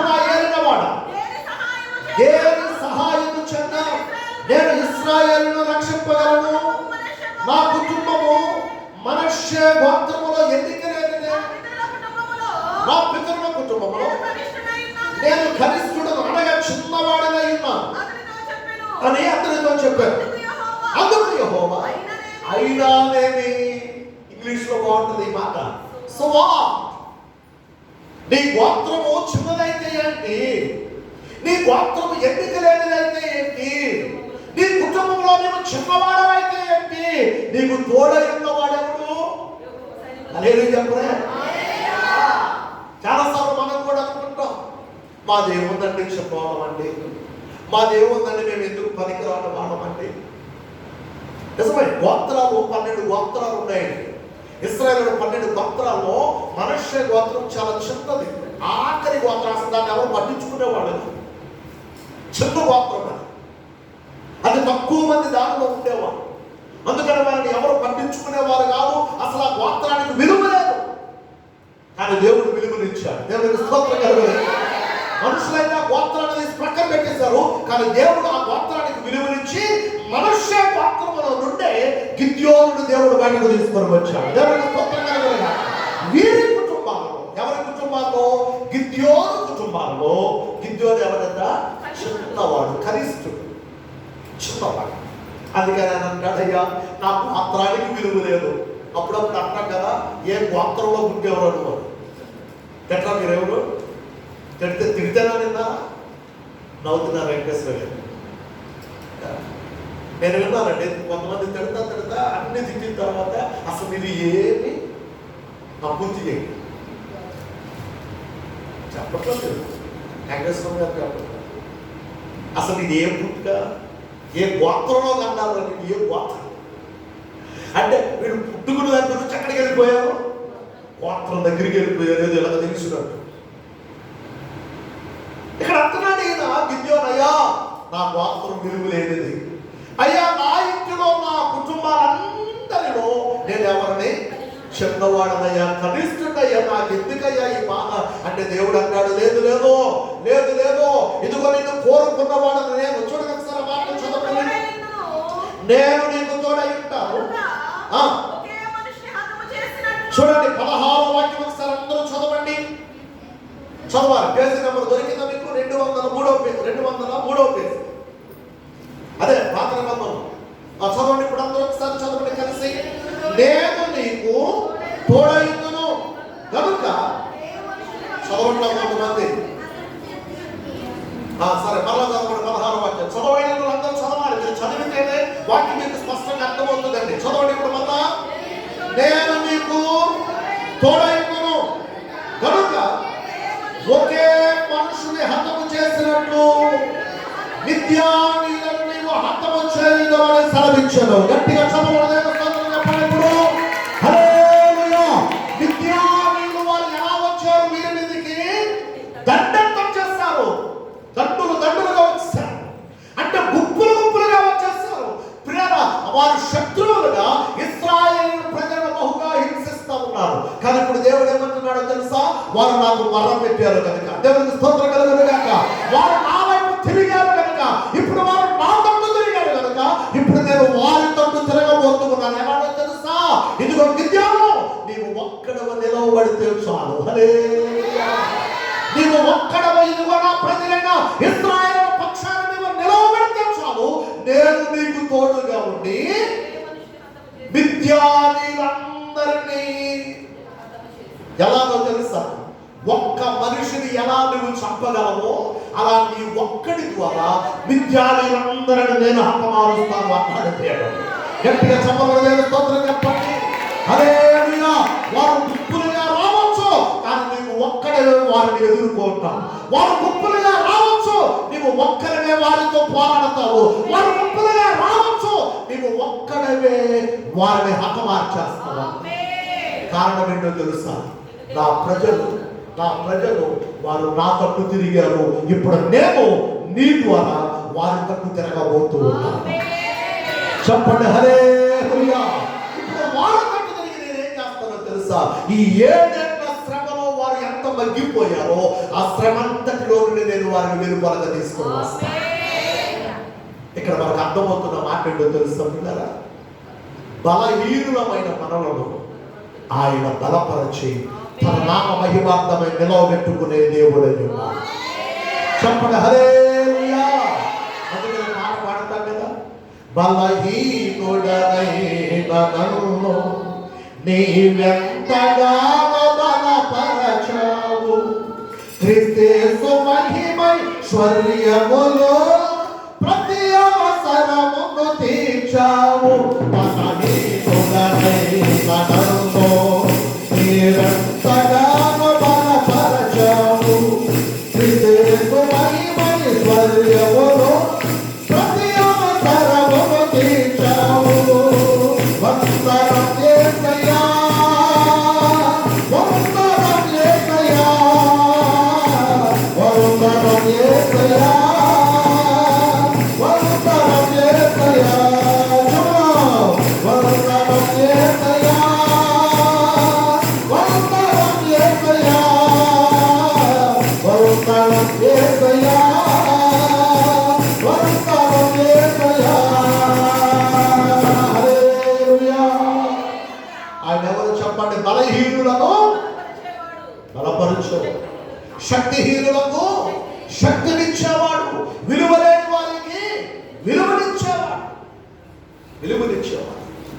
గిద్యోను జీవితంలో మనం అదే చూస్తా ఉన్నాం. కనిష్ఠుడయ్యా, నా గోత్రం చిన్నదయ్యా, నేను ఎందుకు పనికిరాని వాడదయ్యా, నేను భయంతో ఉన్నానయ్యా. దేవుడు అంటాడు, లేదు లేదు, నీవు చిన్నవాడువు కావచ్చు, నీవు బలహీనుడవు కావచ్చు, నీవు ధైర్యం లేని వాడవు కావచ్చు, ఇదిగో నేను నీకు తోడుగా ఉన్నా. దేవుడికి స్తోత్రం కలుగునుగాక. ఆయన మనకు తోడుగా ఉంటే పిల్లరా, ఏ పరిస్థితుల్లో మనం ఉన్నా ప్రతి పరిస్థితిని మన ద్వారా ఆయన చక్కబెట్టి ముందుకు నడిపించేస్తాం. ఎప్పుడు తెలుసా? మనము ఆయన తప్పు తిరిగినప్పుడు, ఆయన మన తప్పు తిరిగినప్పుడు. కాబట్టి రెండవదిగా మీకు జ్ఞాపకం చేస్తా ఉన్నాను, బలహీనులను బలపరచు దేవుడు. గిద్యోను ఒక్కడి ద్వారా శత్రువు సైన్యం అంతటిని దేవుడు హతమార్చేస్తాడని మీరు తర్వాత వచ్చిన ఇంటికి వెళ్ళిన తర్వాత ధ్యానం చేయండి. గిద్యోను ఒక్కడే నిలవబడ్డాడు దేవుడి పక్షాన. గిద్యోను ఒక్కడే ఇశ్రాయేలు పక్షాన నిలవబడితే గిద్యోనుకు దేవుడు తోడై ఉండి బలహీనుడైన గిద్యోనును బలవంతుడైన వారిగా నిలవబెట్టి దేవుడు గొప్ప కార్యాలు చేశాడు. ఈ రోజున మన జీవితాల్లో కూడా పిల్లరా, ఒకవేళ బలహీనులమని, ఒకవేళ ఎందుకు పనికిరాని వారమని, ఒకవేళ ఎవరికి మనం ఉపయోగంగా లేవని ఒకవేళ ఆలోచన చేస్తూ ఉన్నట్లయితే, ఇదిగో ప్రభు మనతో ఉన్నాడు, మనం ఒంటరి వారము కా. చెప్పండి ఆమేన్. మనం ఎవరము? ఒంటరి వారము కా. ఒంటరి వారం కా. ప్రభు మనతో ఉన్నాడు. దేనికి మనం అధైర్యం చెప్పవలసిన అవసరం లేదు, దేనికి మనము భయపడవలసిన అవసరం లేదు, దేనికి మనము కృంగిపోవలసిన అవసరం లేదు. ప్రభువు మనతో ఉన్నాడు, మనలో ప్రభువు ఉన్నాడు. చెప్పండి హల్లెలూయా. అందుకనే లేఖనంలో రాయబడుతున్న మాట, లోకములో ఉన్నవాని కంటే నాలో ఉన్నవాడు గొప్పవాడు అన్నాడు భక్తుడు. ఆ మాట చెప్తున్నప్పుడే మనకి ఎక్కడ లేని ధైర్యం రావాలంటే. హల్లెలూయా. ఎవరు చెప్పండి? లోకములో ఉన్న వారి కంటే మనలో అనొద్దు, మంది మీద మిరియాలు మనలో అనొద్దన్నా ఇప్పుడే నాలో ఉన్నాడంటే. హల్లెలూయా. గుండె మీద చేసి చెప్పండి ఆ మాట, చెప్పండి ఆ మాట. ఒకసారి వాక్యాన్ని చదవండి, మీకు ఆ మాట చదివితే కాస్త ధైర్యాన్ని దేవుడి నామములో చేకూర్చబడుతుంది. అపోస్తలుడైన పౌలు గారు మాటను జ్ఞాపకం చేస్తాడండి. లోకములో ఉన్నవాని కంటే నాలో ఉన్నవాడు గొప్పవాడు. దేవునికి స్తోత్రం. క్షమించండి, యోహాను మొదటి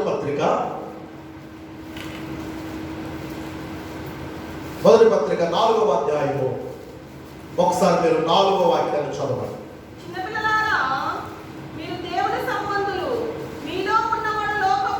ఒక్క నిమిషం అందరూ తీస్తారా మాట? 223వ కేసు కొత్త నిబంధన. మీ ద్వారా ఎందుకు చూపిస్తున్నానంటే, మీకు కూడా ప్రతి లేఖనం దొరకాలి, చూడాలి, చదవాలి. ఆ మాట మీకు ఆధారంగా ఉండాలి. ఏదో కేవలం అలా మాట్లాడేయటం కాదు, ప్రతి మాట మనకు ఆధారం కావాలి. చూడండి, ఇప్పుడు చదవండి 4వ అధ్యాయము 4వ వాక్యం అండి. చదవండి అందరూ కలిసి. ఊపిరిన్నట్టు చదవండి. వెనకటి గౌడు అన్నాడట, యెహోవా నా కాపరి, నాకు ఊపిరి లేదు అన్నాడట. అట్లా మీరు కూడా చదివిందంట. చదవండి చక్కగా, గట్టిగా చదవండి, దగ్గరగా కాస్త బలంగా చదవండి. పురుషులు కూడా యెహోవా చదవండి. చిన్న పిల్లలారా, మీరు దేవుని సంబంధులు, మీలో ఉన్నవాడు లోకములో ఉన్నవాడి కంటే గొప్పవాడు కనుక మీరు వారిని జయించి ఉన్నారు. గట్టిగా చదవండి. చెప్పినప్పుడు హల్లెలూయా చేసుకొని చెప్పండి.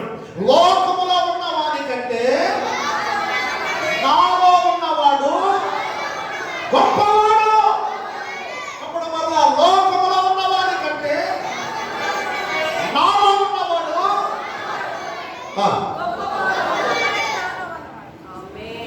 ఏదో ధైర్యంగా చెప్పినట్లేదు ఆ మాట. లోకంలో ఎవరున్నారు చెప్పండి. చెప్పలు ఎవరున్నారు? సాతానుడు, ఇంకా మనుషులు, ఇంకా చెప్పలేదు. మాస్టర్ గారు ఏకంగా శత్రువులే ఉన్నారంటున్నారు. ఎస్, లోకములో ఉన్నటువంటి మనుషుల కంటే లోకములో ఉన్నటువంటి లోకాన్ని ఏలుతున్నటువంటి అపవాది సాతానుడు మనకు శత్రువు. వాడే ఈ లోకాన్ని వేరువాడు చేస్తూ వాడు ఏమంటున్నాడో తెలుసా? ఇదిగో మీరందరూ కూడా నా వశములో ఉన్నారంటున్నాడు. ఇప్పుడు దేవుని పిల్లలమైన మనం ఏం చెప్పాలో తెలుసు? వాడికి రే, మేము నీ వశంలో లేవురా, మేము మా తండ్రి వశంలో ఉన్నాం. దేవునికి స్తోత్రం కలుగుగాక. మేము మా తండ్రికి చెందిన వారు. ఆయన తన స్వరక్తం ఇచ్చి మమ్మల్ని కొనుక్కున్నాడు. నీ చేతుల నుండి మమ్మల్ని విడిపించాడు. మేము నీకు చెందిన వారం కాదు, మేము ఆయనకు చెందిన వారు. హల్లెలూయా.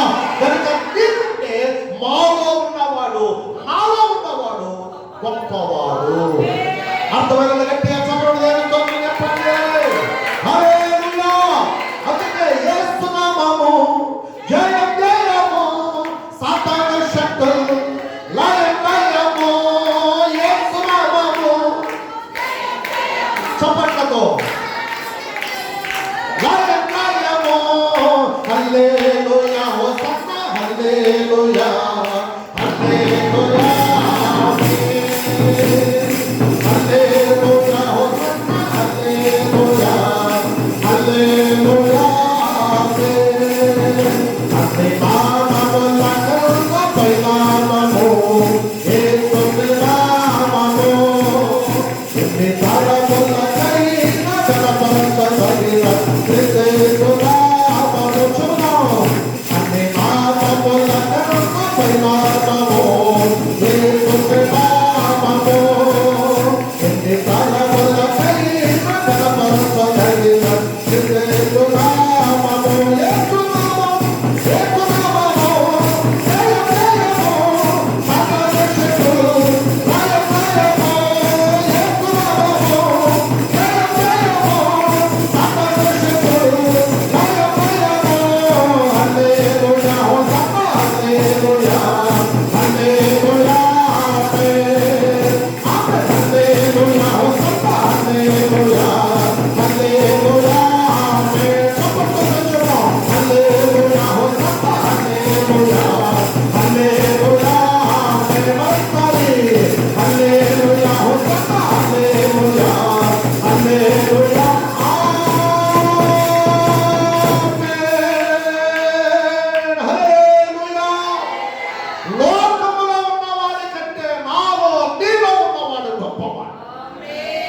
ఆయన జయించిన వాడు నీకు నాకు కూడా జయ జీవితాన్ని అనుగ్రహించుటకు సరిపోయిన.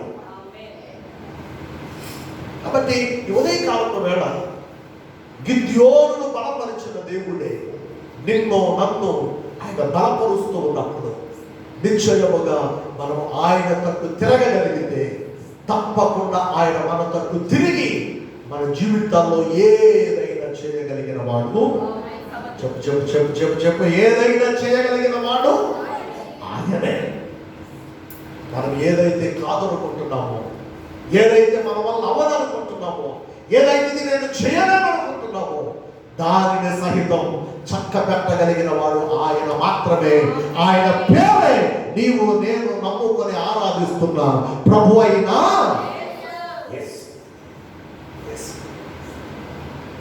ఆయన మన తప్పు తిరిగితే అంత గొప్ప లాభం అనుకుంది. మూడవ మాట చెప్పి ముగించేస్తా. మూడవ మాట చూడండి, కీర్తన గ్రంథంలో నుండి 85వ కీర్తన 4వ వాక్యం.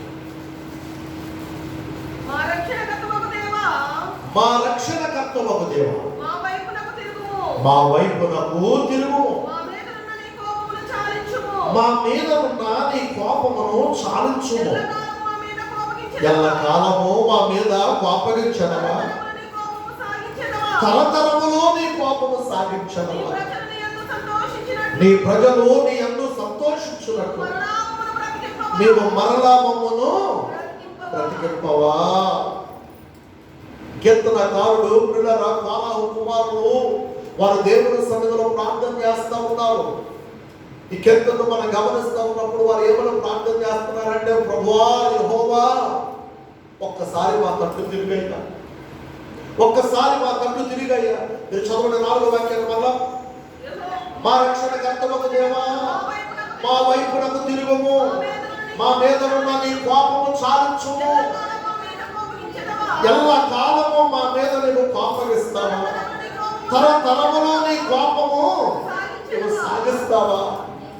అసలు ఇక్కడ ఈ మాటలు బట్టి నీకేం అర్థమవుతుంది? దేవుడికి ఏదో కోపం వచ్చింది, ఏదో పాపం వచ్చింది కనుకనే ఇదిగో కోరాహు కుమారులు వారు దేవుడు అడుగుతా ఉన్నారయ్యా, ఒక్కసారి నీ కోపాన్ని ఇక చాలించయ్యా, ఇక చాలించయ్యా, ఇక నీ కోపం చాలయ్యా, ఇక మా వల్ల కావడం లేదయ్యా అని వారు అడుగుతా ఉన్నారు. అంటే వారు చేసిన పొరపాటు ఏంటి మనకు అర్థం కావాలి. ఇప్పుడు 1వ వాక్యం నుంచి చదవండి.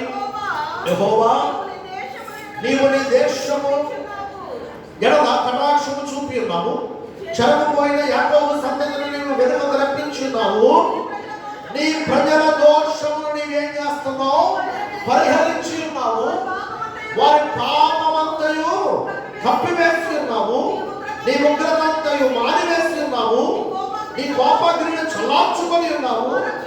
మా రక్షణకర్తవగు దేవా, మా వైపునకు తిరగమంటే వీళ్ళు చేసింది ఏంటంటే దేవుని ఎదుట పాపం చేశారు.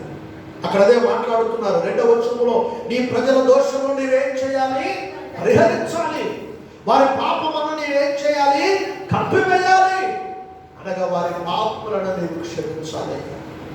ఒక్కసారి మా వైపు తిరిగయ్యా, ఒక్కసారి నీ కోపము చాలించయ్యా. వారు చేసిన పొరపాట్లు ఏదో చేసేస్తారు, వారు చేసిన తప్పిదాలేదో వారు చేసేస్తారు, వారు చేసిన పాపాలేదో వారు చేసేస్తారు. ఒక్కసారి దయచేసి మా తప్పు తిరిగి నీ కోపమును నీవు చాలించి దయచేసి వారిని క్షమించయ్యా అని కోరాహు కుమారులు ప్రార్థనా పూర్వకంగా ఈ గీతాన్ని పాడుతూ ఉన్నారని ఈరోజు అంటున్నారా. 3వదిగా ప్రభు మన తప్పు తిరిగితే, ప్రభు మన వైపు తిరిగితే మనకు కలిగే లాభం ఏంటో తెలుసా? ఆయన ద్వారా మనం క్షమించబడతాము. హల్లెలూయా. క్షమించబడతామండి, క్షమించబడతాం. అందుకని కీర్తన గ్రంథంలో 86వ కీర్తనలో రాయబడుతున్న మాట చదవండి. 5వ వాక్యంలో 86:5 అండి. ప్రభువా నీవు దయా దాక్షిణ్యములు కలిగిన దేవుడవు,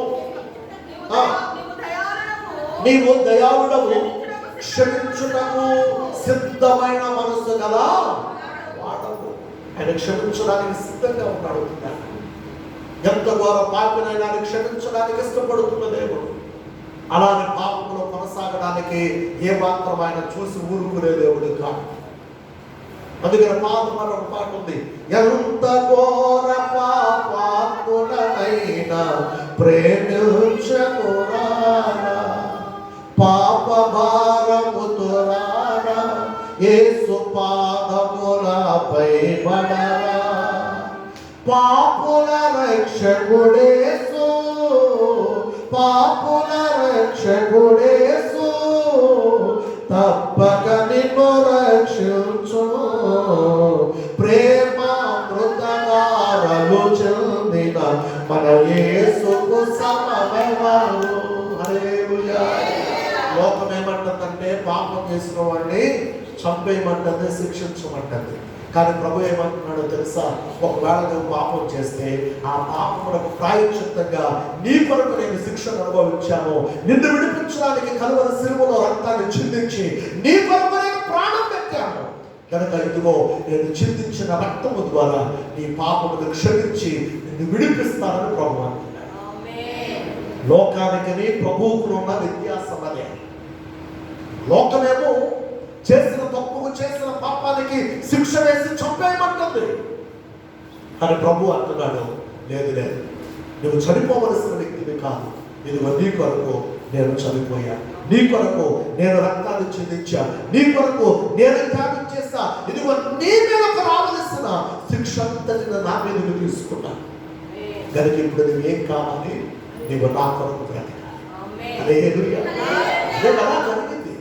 ప్రభువు శరీరధారిగా ఈ భూమి మీద ఉన్నప్పుడు ఒక స్త్రీ ఆమె పాపం చేస్తూ దొరికిపోయింది. వెంటనే ఆమెను పట్టుకుంది లోకం. ప్రభు దగ్గరకు బలం ఈడ్చుకుంటూ తీసుకొచ్చి ప్రభు ముందు పెట్టంటది. ఇదిగో ఈమె తప్పు చేస్తా ఉన్నప్పుడు, ఈమె వ్యభిచారం చేస్తా ఉన్నప్పుడు ఈమె పట్టబడింది. నువ్వేం చేయమంటావు? ఇదిగో మాకున్నటువంటి నియమం, మాకున్నటువంటి రూల్స్ ఏంటంటే ఇదిగో ఇటువంటి తప్పు చేసి దొరికిన వారిని రాళ్లతో కొట్టి చంపమని మాకు నియమం ఉంది. నువ్వేమంటావు? ప్రభు ఏం మాట్లాడకుండా ఆయన చేసిన పని ఏంటో తెలుసా? ఆయన నేల మీద ఏదో రాష్ట్రం ఏదో రాయడం మొదలుపెట్టాడు. ఎప్పుడైతే ఆయన రాస్తా ఉన్నాడో అక్కడ ఉన్నటువంటి ప్రజలు చిన్నవారు మొదలుకొని పెద్దవారి వరకు ఎవరికి వారే ఆయన రాష్ట్రంతో చూడడం, అమ్మో ఇదేదో ఇక్కడ ఉండకూడదు. ఎందుకని వీళ్ళు అనుకున్నారు మేము నీతిమంతులు అనుకున్నారు. ఆమె దొరికింది కాబట్టి ఆమె పాపని ఆమెను కొట్టి చంపేయాలనుకున్నారు. కానీ ప్రభువును పరీక్షించడానికి తీసుకొచ్చే ప్రియాల ప్రభువు ముందు పెడితే ప్రభు ఏం చేస్తున్నాడు? ఒక్కొక్కరి రాస్తా ఉన్నాడు. చూసినోడు చూసినట్లుగా అమ్మో ఈయన మా పాపాలు రాస్తున్నాడు అని చెప్పి ఆ రాయి అక్కడ పారిపోతుంది. ఒక్కరన్నా మిగిలేరు అంటే ఎవ్వరూ మిగిలారు. అందరూ ఒకరు వెనకాల అందరూ వెళ్ళిపోయారు. అందరూ వెళ్ళిపోయిన తర్వాత చిన్నవారు మొదలుకొని పెద్దవారి వరకు యోహాను సువార్తలో రాయబడిన సంఘటన. అక్కడ కేవలం ఆ స్త్రీ, ఆమె ముందున్నటువంటి ప్రభు, మీరు మాత్రమే మిగిలిపోయారు. వెంటనే ప్రభు అంటాడు, అమ్మా అమ్మా ఏది నిన్ను రాళ్ళతో కొట్టి చంపేద్దామన్నారు. నువ్వు రూల్ పట్టుకొని నియమాన్ని పట్టుకొని వచ్చాడు కదా, వేరే వాళ్ళంతా ఎక్కడ వాళ్ళంతా? అరే ఒక్కడ కనపడడం లేదు, ఏమైపోయారు వీళ్ళంతా? ఇది ఒక్కరు కూడా నిన్ను శిక్షించలేదా? ఒక్కరు కూడా నీ మీద రాయి వేయలేదా? అంటే అప్పుడు ఆమంటదే, ప్రభువా లేదయ్యా, ఒక్కరు నన్ను శిక్షించలేదయ్యా. అంటే అప్పుడు ప్రభు అంటాడు, నేను కూడా నీకేమేను శిక్ష ఇక నీవు వెళ్ళి పాపము చేయకుండా నా కొరకు సాక్షిగా బ్రతకమన్నాడు. గట్టిగా హల్లెలూయా. రోజున లోకమైతే చేసిన తప్పును బట్టి, పాపమును బట్టి, లోపాన్ని బట్టి చంపేయమంటుంది. కానీ ప్రభు ఏమంటున్నాడు తెలుసా? అవసరం నీకు రావలసిన శిక్ష నేను భరించాను, నీకు రావలసిన శిక్ష నా మీదకి తీసుకున్నా కనుక నేను చిందించిన రక్తము ద్వారా నీ ప్రతి దోషాన్ని, ప్రతి పాపాన్ని నేను కడిగి వేస్తున్నాను. ఇది ఇక నీవు పాపము చేయక. ఇది ముఖ్యం, ఇది ముఖ్యం. చేసావు క్షమించబడ్డావు. ఇక్కడ నేను చేయకూడదు, మరలా అది చేయకూడదు. ఏదైతే వద్దనుకున్నావో, ఏదైతే కాదనుకున్నావో, దేని నిమిత్తమైతే ప్రభువు నిన్ను క్షమించి వేశాడో దాన్ని మరలా ఏం చేయకూడదు, చేయకూడదు.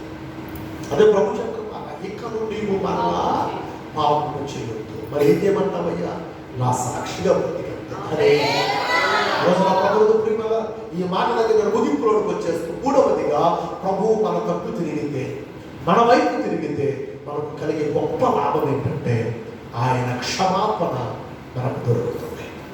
ఈ ఉదయకాలం ఈ మాట వింటున్నటువంటి మనం ప్రభు క్షమించడానికి సిద్ధ మనసు కలిగిన దేవుడిగా ఆయన ఉంటూ ఉండగా, లేదా ఇదిగో ఆయన మన తప్పు తిరగడానికి ఆయన ఇష్టపడుతూ ఉండగా, ఆయన మన తప్పు తిరిగి తిరిగి మన వైపు తిరిగి మన పక్షమందుండి మన జీవితాలను విజయోత్సవంలో ముందుకు నడపాలని ఆశపడుతూ ఉంటే మరి మనం ఎంతమందిని ఇంకను సంపూర్ణంగా ఆయన తట్టు తిరగకుండా, ఇంకా సంపూర్ణంగా మన జీవితాలను ఆయనకు అప్పగించుకోనకుండా, ఇంకా సంపూర్ణంగా ప్రభు యొక్క సాక్షులుగా మనము బ్రతకకుండా ఇంకా ఒక అడుగు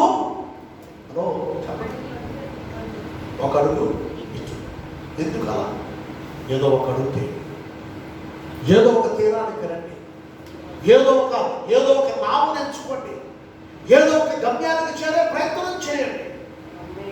ఆ గమ్యమే యేసయ్య కాగలిగితే, ఆ నామే యేసయ్య కాగలిగితే, నేను ఎంచుకునే ఆ ఎంపికే యేసయ్య కాగలిగితే నిశ్చయముగా ఇదిగో ఆయన నీ పక్షమందుండి, ఇదిగో నిశ్చయముగా ఆయన నీ వైపు తిరిగి ఉండి నీ జీవితంలో గొప్ప విజయాలను ఆయన అనుగ్రహించడానికి ఇష్టపడుతూ ఉండగా ఈ ఉదయకాలపు పిల్లరా విన్న ఈ మాటలను బట్టి ప్రభు సన్నిధిలో మనం ప్రార్థన చేసుకుందాం. ఇట్టి మాటలో ప్రభు మనకి దీవించి ఆశీర్వదించునుగాక.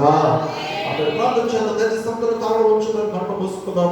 ఒక నిమిషం పాటు తలలో ఉంచి కళ్ళు మూసుకొని ఇదిగో ప్రభు సన్నిధిలో, ఇదిగో ప్రభు ఎవరెంతైతే ఆయన తిరుగుతారో వారి జీవితంలో జరిగే గొప్ప కార్యాలు, గొప్ప మేలులు, గొప్ప విడుదల, గొప్ప విజయాల గురించి మనం ఇంటూ వచ్చాం కనుక పిల్లరా ఉదయకాలపు వేళ ఆయన సన్నిధిలో ఉన్నటువంటి మనము ప్రభువా ఇదిగో నాయన నీ తట్టు తిరుగు వారి తట్టు నీవు తిరుగుతారని మాట ఇచ్చావయ్యా. ఎవరైతే నీ తట్టు తిరుగుతారో వారి తట్టు నీవు తిరిగి, వారి వైపు నీవు ఉండి, వారి పక్షాన నీవు నిలవబడి వారికి గొప్ప మేలులు చేస్తారని, అయ్యా గొప్ప కార్యాలు వారి జీవితాల్లో జరిగిస్తామని ఉదయకాలపు వేళ మాతో మాట్లాడేవయ్యా. అంటే నీ మాటల పరంగా నీకు స్తోత్రాలు. ఇదిగో ప్రభువా ఇదిగో ఇంకా సంపూర్ణంగా ఇంకా మీకు అప్పగించుకోలేని వారంగా ఉన్నట్లయితే దయచేసి నన్ను మమ్మల్ని క్షమించి అయ్యా ఇది ఉదయకాలపు వేళ మీకు అప్పగించుకుంటూ ఉన్నామయ్యా, మమ్మల్ని మేము మీకు సమర్పించుకుంటూ ఉన్నామయ్యా. దయచేసి మమ్మల్ని బలపరచయ్యా.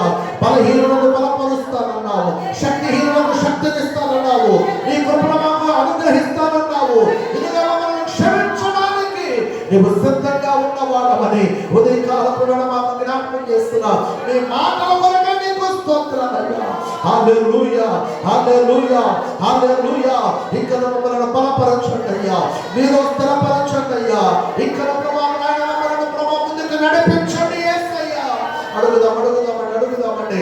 హల్లెలూయా హల్లెలూయా హల్లెలూయా హల్లెలూయా. ఇదిగో ప్రభువా నీ ప్రజలు నీ పక్షమున నాయన ప్రభువా వారు నీ తట్టు తిరిగితే నీవు వారి తట్టు తిరుగుతానన్నామయ్యా. ఇదిగో ఈ రోజున మేము నిలిచి ఉన్నామయ్యా, ఈ రోజున నీ తట్టు మేము తిరుగుతూ ఉన్నామయ్యా. మా పక్షాన్ని మీరు ఉండండి, గొప్ప కార్యాలు జరిగించండి నాయన. మమ్మల్ని నాయన విజయోత్సవంతో ముందుకు నడిపించండి ప్రభువా. హల్లెలూయా హల్లెలూయా హల్లెలూయా హల్లెలూయా. ఉదయకాలపు వేళ పిల్లరా ఎంతమంది అయితే ఇదిగో విన్న వాక్యాన్ని బట్టి సంపూర్ణంగా ప్రభువుకు అప్పగించుకుంటూ ఉన్నారు, అటువంటి వారందరినీ పరిశుద్ధాత్మ దేవుడు ఉదయకాలపు వేళ ఇంకా బలపరచబోతూ ఉన్నాడు. హల్లెలూయా. నీ పక్షమందు నిలవబడబోతూ ఉన్నాడు. హల్లెలూయా. విజయాలను మీకు అనుగ్రహించబోతూ ఉన్నాడు. హల్లెలూయా. ఓ హల్లెలూయా హల్లెలూయా హల్లెలూయా. ప్రభువును బలపరచండియా, ప్రభువును బలపరచండియా. అదిగో గిద్యోను బలపరచినట్లుగా, గిద్యోను ధైర్యపరచినట్లుగా, గిద్యోను నడిపించినట్లుగా, గిద్యోనుతో పాటు మీరు ఉన్నట్లుగా మాతో కూడా ఉండండి అయ్యా. మమ్మల్ని నడిపించండి అయ్యా. హల్లెలూయా హల్లెలూయా హల్లెలూయా. ఆశ కలిగిన వారందరూ మీ చేతుల ఆకాశంలో పెట్టగలిగితే మీ కొరకు చిన్న ప్రార్థన చేయడానికి ఆశపడుతున్నాను పిల్లరా. ఉదయకాలపు వేళ ఇదిగో నిశ్చయముగా ఆయన నాకు తోడుగా ఉండాలయ్యా, నిశ్చయముగా ఆయన నన్ను బలపరచాలయ్యా, నిశ్చయముగా ఆయన నాతో కూడా ఉండాలయ్యా అని ఆశ కలిగిన వారు మీ చేతులు ఆయన వైపు మీద చాపగలిగితే మీ కొరకు ప్రార్థించడానికి ఇష్టపడుతూ ఉన్నారు. ఇదిగో ప్రార్థించడానికి ముందుగా ఇదిగో ఒక్కసారి ఎవరికి వారే మిమ్మల్ని మీరుగా ప్రభువుకు సమర్పించుకోండి. ఇదిగో మిమ్మల్ని మీరుగా ప్రభువుకు అప్పగించుకోనండి. ప్రభువా ఇంతవరకు జరిగిందేదో జరిగిపోయిందయ్యా, ఇంతవరకు చేసిందేదో చేసేసానయ్యా, ఇంతవరకు నడిచిందేదో నడిచిపోయిందయ్యా. ఈ రోజు మొదలుకొని ఈ క్షణం మొదలుకొని మీ కొరకు నాయనా నేను బ్రతుకుతానయ్యా, మీ సాక్షిగా నేను జీవిస్తానయ్యా. హల్లెలూయా హల్లెలూయా. అని ప్రభువుతో మీరు ఒక ఒడంబడిక చేసుకోగలిగితే అదిగో ఆయన నీ వైపే రావడానికి, అది ఆయన నీ కంటే తిరగడానికి ఓ రిబా షబా రగదర రుబా లబా రబా షదర. ఇదిగో ఆయన నీ తట్టు తిరిగి నీ చేతిని పట్టుకోవడానికి ఆయన ఇష్టపడుతూ ఉన్నాడు. Hallelujah hallelujah hallelujah hallelujah hallelujah. Thank you Jesus. హల్లెలూయా.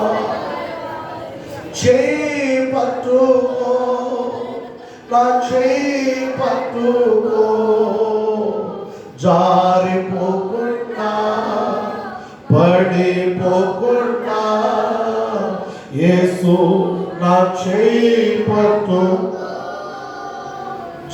జారిపోకుండా పడిపోకుండా యేసు నా చేయి పట్టుకో చేయి పట్టుకో నా చేయి పట్టుకో జారిపోకుండా చూడమందరూ పడిపోకుండా యేసు నా చేయి పట్టుకో చూద్దాం జారి అవునయ్యా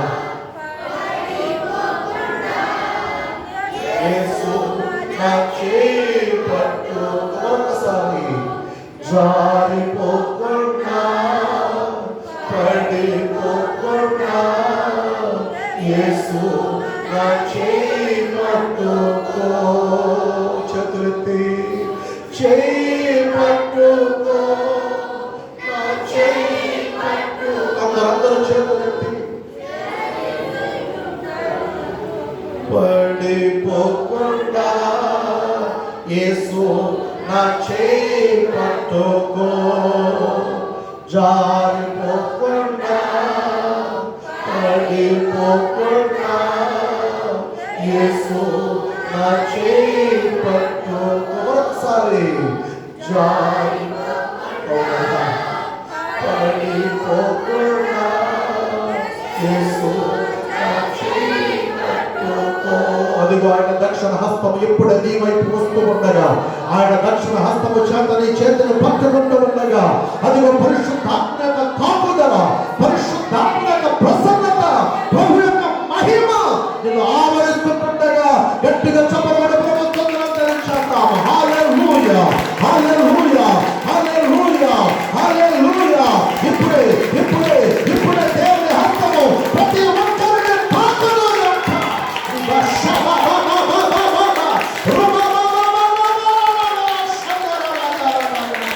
ప్రతి బలహీనత నుండి విడుదల ప్రతి బలహీనత నుండి విడుదల ప్రతి సమస్య నుండి విడుదల ప్రతి ఇబ్బంది నుండి విడుదల యేసు నామములో కలుగును.